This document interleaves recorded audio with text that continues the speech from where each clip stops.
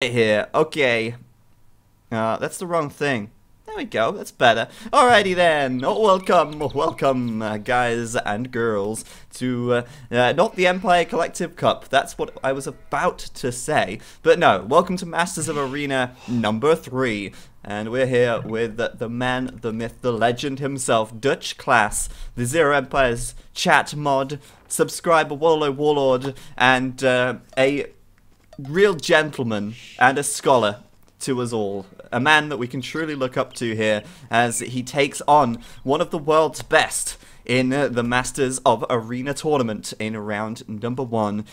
He's DutchClass, and he's down to the south of the map, playing in the blue. I feel like I'm announcing some kind of boxing match or something right now. In the blue trunks. To the south of the arena, we have DutchClass, and up to the north, the man who also needs no introduction really, Kongen 42, the Dane from Denmark. No shit. He's playing in the red as the Saracens here. And, well, we are in for a treat as DutchClass takes on the semi-pro Kongen here. Should be an interesting little set of games. It's a best of 5, if I'm not mistaken. And game number 1, the players have to choose between 3 civilizations. They are Japanese, Saracens, and another one, which I cannot actually remember right now because I don't have the settings up on my secretary. Do I have the scoreboard up right now? Yeah, I have the scoreboard up. Let me, you know what, I totally forgot about the scoreboard. I can probably fix that if you guys just give me a sec. Goodness me, let me just grab the scoreboard real quick here. We need to fix this. This is no good. I apologize for forgetting to update this one. Obviously, this is not Viper and Riot. This is DutchClass and Kongen. And, oh goodness me, let's see, obviously here, from the Netherlands, and, okay, so we should now have a scoreboard that is roughly correct. I apologize if I made any more mistakes here, goodness me, I was not prepared for this. Yes, DutchClass is the Viper, confirmed. Thanks for reminding me to fix the scoreboard, guys. It could have been pretty messy had we continued. But yes, obviously, Arena gives us plenty of times to fix these issues because it's probably going to be, you know, a good 16 minutes of non-stop Dark Age and Feudal Age action with no aggression at all until we of course get to the Castle Age, which is what we expect to see. So up to the, let's say up to the north we got Saracens for Kongen, we got Japanese for DutchClass. Interesting stuff. Obviously the Japanese get their eco bonus, their 50% less costing mills and lumber camps and that jazz. And the Saracens get their market bonus. Other than that, they don't get a true eco bonus, I suppose you could say. So this is going to be a real test for Kongen here. Can he keep up with the economy of DutchClass? Can he manage to keep himself ahead of DutchClass, given the fact that DutchClass's economy here is going to be better due to the fact he gets cheaper resource drop-off buildings? Well, at the moment he's 3 villages ahead, so I think that is safe to say yes. Kongen can keep up with the status quo right here. Now, interesting, he's building a little wall off right here, and I think that could be to do with the deer, right? You see this deer here, he doesn't want to take this yet, so as it comes through the TC, this wall forcing the deer through the TC, genius play, genius move by Kongen there. Either that, or he's decided, you know, later on he's going to delete his walls. But that was a really nice little move there. I expect we'll see him delete these walls in a moment. A great way to really trap those deer in the back. And you know, meanwhile, DutchClass here, he is pushing his deer in. Good man, good on you, son. That's what we want to see. DutchClass taking his deer, but at this point, DutchClass has only just taken his first deer. Meanwhile, Kongen has finished up his 2 boar, and his deer have all been taken. There are no deer remaining on his side of the map. Kongen going up to the Feudal Age on 23 population DutchClass down to the south of the map, but still taking that ball. He's on 22 population with a 23rd on the way out, and well, those deer are being a little pesky, running back and forth a little bit. So DutchClass here, actually even on villagers right now, 22 villagers each, but bear in mind Kongen's Guard is 60% of the way up to the feudal age already. Now, you know, obviously we know what to expect. We know that DutchClass is a lower level player. We know that Kongen's Guard, I believe DutchClass may be the lowest rated player in the tournament. We know that Kongen's Guard is a 2k1 plus player. So we can expect this kind of advantage from Kongen's Guard. But I think this is going to be a really interesting series because it will just give you guys some kind of an indication of how much better an expert player really is. Now, a lot of players, you know, when we see expert players going at it, we do get a little sense of what's going on. We do see, like, okay, so, you know, they're playing the meta game. One player's doing this, the other player's doing this, and there's usually very minor differences. You never really get to see the pro players really outclassing each other.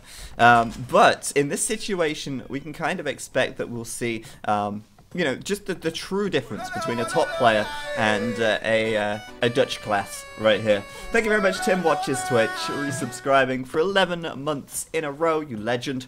Thank you for your support, it's much appreciated. So Kongen's Guard here is on the way up to the castle age. He's on 24 population, which is not normal, but he's going up on 24. I guess he wants to get there as fast as he can and maybe, you know, do some monks, perhaps, given the fact he's taking quite a lot of gold right here. We'll have to wait and see. Now, DutchClass has made a pretty big mistake right here, if you ask me. He's, you know, he's not got any farms.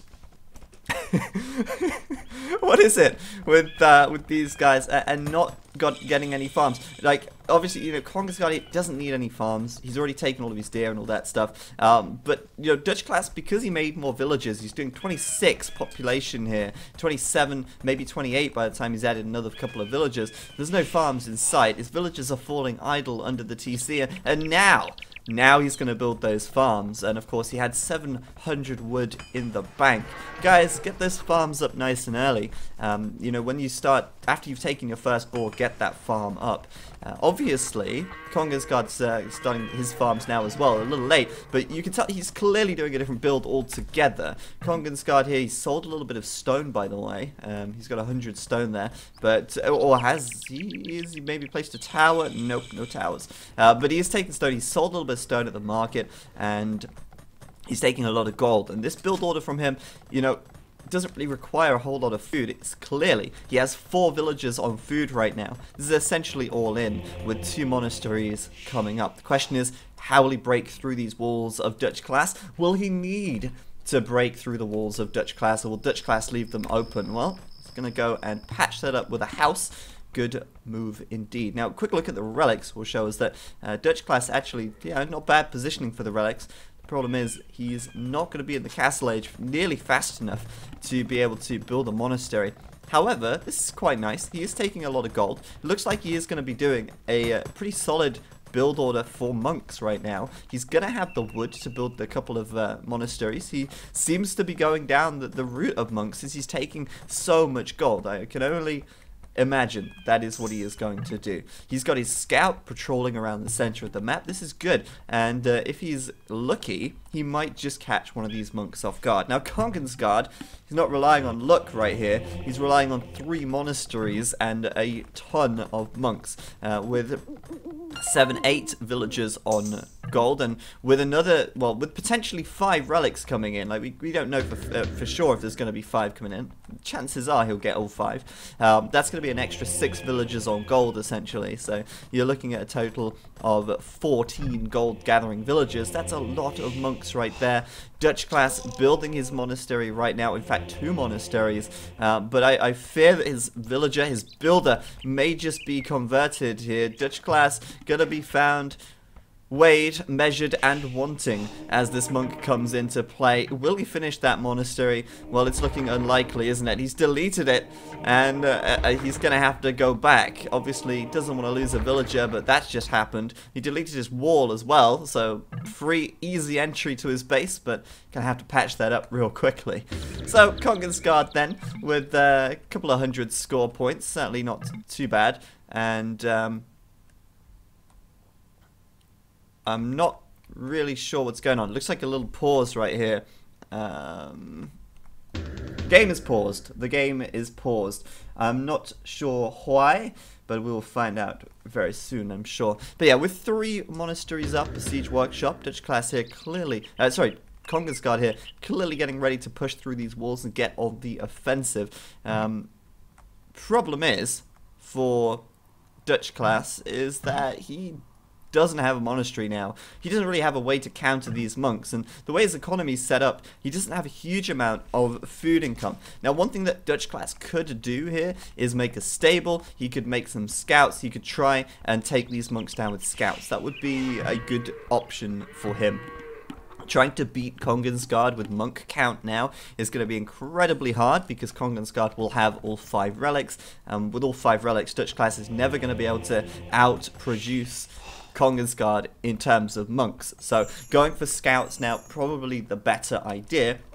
But he's got 800 gold in the bank and he's not been able to spend it yet. He's also just lost his scout cavalry. So DutchClass right now not in the best position, to be honest, as Kongen's Guard grabs himself a total of 4 relics with a 5th on the way over any minute now, I imagine.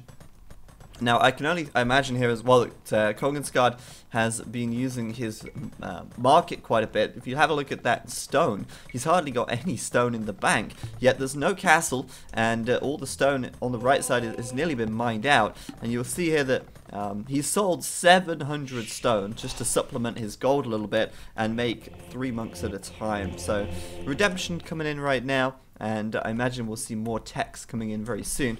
DutchClass also doing redemption, looking to convert those enemy monks, no doubt. And with a barracks now. I thought there was another monastery, but yeah, he's not actually queuing too many monks, which is a little concerning as Kongen's Guard comes in with a ram, obviously aiming to take the house, and he will do just that. So Kongen's Guard, atonement and sanctity coming in, and well, we'll see very shortly the fate of this game. Seriously though, DutchClass should probably get himself some scouts. He is building a stable, so maybe he is stream sniping after all. Who knows? He needs it, to be honest. And I think the funny thing here as well is that I don't think Kongen's Guard is that far ahead in villagers. No, they're even in villager count. The difference is Kongen's Guard has 14 extra military units, and Kongen's Guard also has 5 relics, which is essentially 6 extra villagers. So a couple of monks coming out, but how many is he going to be up against? Well, I think too many, to be honest. He's possibly going to lose this monk right here on the left hand side. He may just pull off a conversion. He does. Good job, DutchClass, but there are more monks from Kongen's Guard, so he converts it straight back, and of course now he's going to go and convert the stable. DutchClass calling GG. He knows it's over, and 22 minutes of game time will conclude the first game. DutchClass, what happened there? I'm not really sure, to be honest with you. It was looking nail-bitingly close until the 20th minute when Kongen's Guard got that conversion on the scout. That was clearly the game-defining moment right there. But yeah, poor DutchClass getting a little bit stomped in that first game. Did we expect anything less? Well, I don't know what to expect, to be honest with you, but I think he did alright, really. I mean, he clearly had the right idea, didn't he? He clearly had the right idea, taking all that gold, getting those monks out. He tried for the monasteries, but what he should have done, instead of building the monasteries out front, when he was so late to the castle age compared to his opponent, he should have built them inside of his walls to begin with. And the reason for that is because, clearly, if your opponent is that much faster than you to the castle age, they're probably already taking the center control, and you need to build defensively, rather than coming out in the front, losing the monasteries, and then having to fall back. So, DutchClass in the chat, clearly, you know, he knows what's up. Obviously, his opponent there was just a little bit lucky, and we'll put that score to 1-0. DutchClass possibly going to be able to bring it back in the next game. So I guess what we'll do right here is get ready for game